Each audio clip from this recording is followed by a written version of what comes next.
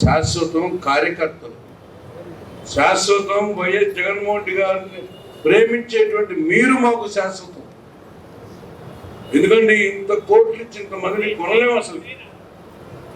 అందుకని ఈ రోజున ముఖ్యంగా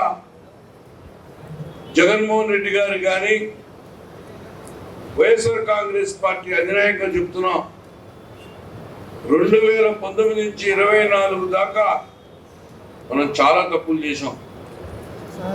మనం చేసిన తప్పులే తెలుగుదేశం పార్టీకి శ్రీరామ రక్షగా మారి తప్పితే వాళ్ళు ఏ మంచి పని చేసినటువంటి పుణ్యాలు లేదు. వాళ్ళు ఎప్పుడైనా పోతే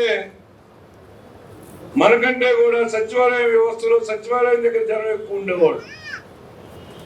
మన కార్యకర్తలు జెండాను మోసుకొని భుజమంతా ఎర్రగా తయారైన కార్యకర్త దగ్గర జనం ఉండేవాళ్ళు కాదు, వాలంటీర్ దగ్గర జనం ఉండేవాళ్ళు.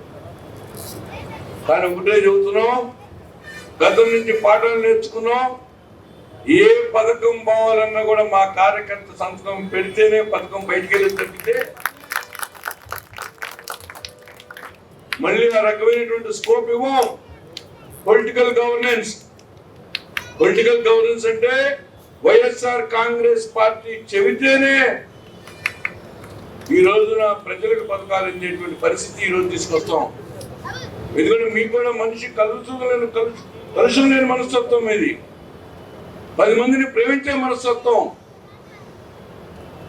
పార్టీలకు అతీతంగా, మతాలకు అతీతంగా, కులాలకు అతీతంగా నిజమైనటువంటి లబ్ధిదారుడు ఉంటే వాడికి ఇవ్వాలనేటువంటి ఆరాటపడేటువంటి మనస్తత్వం డెఫినెట్ గా వైఎస్ జగన్మోహన్ రెడ్డి గారు బతికున్నాడు సీఎం గా ఉండాల్సినటువంటి ఒక పవిత్ర బాధ్యతను పుస్తకంలో వేసుకున్నటువంటి మీరు రాజకీయాలకు అతీతంగా ప్రజలందరికీ సేవ చేయాలనేటువంటి భావన